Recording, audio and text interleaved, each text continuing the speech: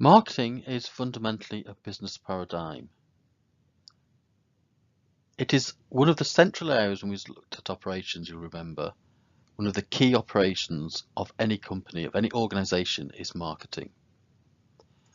And as a concept, it is often looked at as being the achievement of corporate goals through meeting and exceeding customer needs and expectations better than the competition. So two fundamental elements. One of them is simply being the best that you can be, but for it to be a success, you must also do so in a manner that exceeds what your customers needs, and it does so in a way better than they can find any other way of doing that. And this can become quite complex in the end because marketing often started off looking at the direct competitors. So for instance, could you buy one type of biscuit?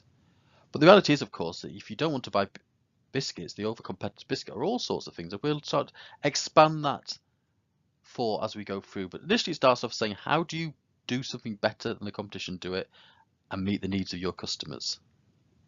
For that, there are fundamental areas that we had to consider. First one we had to look at was the customer orientation. This is where we focus our activities upon what it is that customers want, so we can actually give them full satisfaction. We have to work out what it is they need and what it is that they are going to do in order to meet those needs in a manner that makes the customer feel happy and wanting to come back again. And for this, there are a number of things we need to look at. This one just gives the idea, as I said earlier, that anyone can find themselves involved in marketing. So organizations have to have an integrated effort in which all staff understand their role and their responsibility for making sure that customers are satisfied. Creating customer satisfaction is the most important part of any organization if it wants to be a success. And for this, of course, we have to start to think of the idea of goal achievement. We have to decide what our goals are, and we must have the full belief within the organization that we can achieve those goals while developing and increasing customer satisfaction. If any of our goals do not align with customer satisfaction, then by definition we are not going to be successful as an organization. This doesn't mean there aren't different ways of looking at marketing. As well as a business paradigm, it is a discipline. By that mean that there is a reason you're learning it here at university and you're not just learning it in the practice sense of doing it as part of a BTEC in business. Nothing wrong with BTEC in business. I used to teach them. Some of them are very good, but they are different. They are practical ways. And there is an academic thought of thinking about marketing based on underlying fundamental academic principles, psychology, sociology, etc., that can be brought together in a special manner combined in order to improve organizations' ways of meeting the needs of their customers and their clients.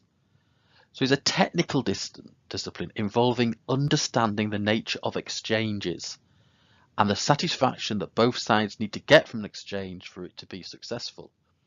Marketing is not just about advertising high-end products or meeting consumer needs of good clothing. A lot of marketing is based on the concept not of business to consumer, but of business to business. Throughout the supply chain, and this relates very much to what we saw in operations where we say supply chains compete, there is a need for each section of the supply chain to meet the needs of the other sections of the supply chain in a manner that keeps the whole supply chain happy, because supply chains compete. As we said earlier, if you try and drive price out of a supply chain by undercutting other parts of your supply chain or underpaying them, then in the long term that brings problems. What you actually need is everything in the supply chain to be working together. So that is why we understand that marketing is very, very important, not just at the customer end, but elsewhere within the chain. So we have to think of marketing both as a student and a studier, but as a citizen as well. What role does marketing play in society as a role? What are the ethics of marketing? Is it a good thing that it aids us to be more efficient in our use of resources? Is it a bad thing that it pushes negatives on people? And we have these arguments over cigarettes, alcohol, fat food, etc. So marketing is what corporations do, but it's also why corporations do it. And that is where it becomes an academic discipline. And therefore, if it is what corporations do and why they do it, and then can we judge the ethics of this, whether it's a good or bad thing, where does this leave you as a corporate consumer, as well as a citizen, as well as a student, in the idea of marketing? Because the basic function of marketing, as Drucker says, is to attract and retain customers for profit. Retaining customers is key. It is very important to remember that we are retaining our customers. And this is what we'll look forward to, because this is something that was not always remembered. And it's also important to remember, of course, that this is data with profit. But the truth, of course, of profit is we'll see it isn't always just about money. There are other ways that we can think of profit being. Okay, so what we need to do, first we need to attract customers to us, and once we do so, we need to retain them. For that, we need to offer them good value in a competitive manner. But we'll also see that one of the new things about marketing in the last 10 or 15 years is the idea that we should build a relationship with our customers. We shouldn't just sell them something and then move on. We should try and get them to come back. And we see this in something called the augmented product, where, for instance, a car is not just a vehicle for getting from A to B. There's a culture about owning certain cars. There's car support clubs, there's insurances, there's long-term maintenance deals. We have a lot more leasing now, where you actually don't, some of the risk of the car depreciation is taken on by the company that sells the car, not all taken on by the by the people who buy the car. We have to understand, therefore, what it is that our customers actually need. But it's not just what they say they need, it's what are their expectations of the product. What is the product meant to do for them, or the service meant to do for them? And what they aspire to. Aspirations become a very great point. And this is one of the reasons why we often have other things around outside the augmented product, in which we're looking at making sure that customers achieve everything they want.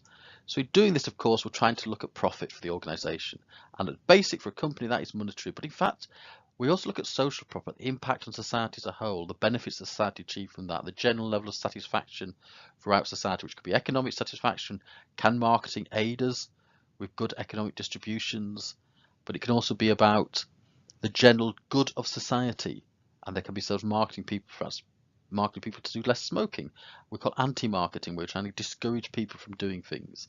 And so it might be something like discourage people from speeding, discourage people from taking less risk, discourage people from eating fatty food, making sure that people take up the benefits of society and don't stress on the disadvantages. For this, we must look at the way that it's done. The American Marketing Association has changed its definition of marketing considerably. 1935, originally starts, it said marketing is the performance of business activities to direct the flow of goods and services from producers to consumers. Very, very simple, very, very straightforward. It says a lot of business activities, you put them together, you organise them, and that is marketing. Notice nothing to do with advertising, nothing to do with selling, etc. We still say marketing is a lot more than selling. It's about understanding your customers' needs. But now, of course, much more complicated. Marketing is the activity, set of institutions and process for creating, communicating, delivering, exchanging offerings that are valued for customers, clients, partners, and society at large. A much broad definition. It's not just getting the particular goods and services to the customers, it's making sure that those goods and services actually have value for them, and they're also a value for society as a whole, which of course is one of the big questions about marketing efforts that we're looking forward at the moment. Definitely has evolved, and it shows the way that companies have moved over time from what we would call a product orientation to a market orientation. And this is very important. What does that actually mean? Well, a product orientation is quite simple, quite straightforward. It belongs to the days when actually there wasn't a huge amount of choice, wasn't a huge amount of money. And with examples that's more in recent times, so in places like the Soviet Union, Eastern Europe, people would actually just buy anything that came with the shop because people had money in their pocket from work, but there were no products to buy. Well, to a certain extent, going further back, that was true of a lot of companies. It wasn't that the shops were empty, but there was not a huge amount of choice. And effectively, you would buy what was made available for you. So the first thing that would take under product orientation is what is the production capability of the organization? What's it actually capable of doing? What they're capable of producing? What is it that they need to produce better quality products? And this, the next stage of this in the chain would be to actually manufacture it. Having set up a factory, or having set up an office, you would manufacture a product or produce a service, and then you deliver that service in an aggressive sales effort. You try and get them to buy more and more of that one particular service, rather than actually trying to say the idea that we're trying to satisfy their needs, know what their needs are, and reach them. We say, well, this is what we can make. We have production capabilities. We have the ability to manufacture this. Let's get out there and sell this particular product to the customers. And at the end of that chain, of course, the customers, and the idea was they would take what they were given to a certain extent, because that's the nature of society. There wasn't a huge amount of choice in society. So what came next? Well, under the marketing orientation, actually, we don't start with what we're capable of making. We start with what our customers need. We try and work out what it is that would satisfy them. What is it they need? This may be something that they actually want, but of course it can be negative things as well. We talk about the needs of prisoners, the needs of people, maybe mentally ill people, the needs of people in education, the needs of small children. They might not be able to refresh what they actually want, but we need to be able to make sure these things are available. And then after that, of course, we go in and we look for the potential market opportunities. We know what they need. How can we sell something? How can we put something out there that will meet those needs?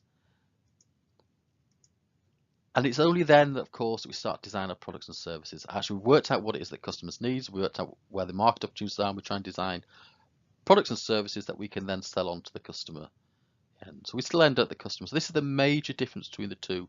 And one of them, the consumer, is just a passive recipient, and the other, the consumer, is actually the one who sets the goals, sets the ideals of things that need to be done.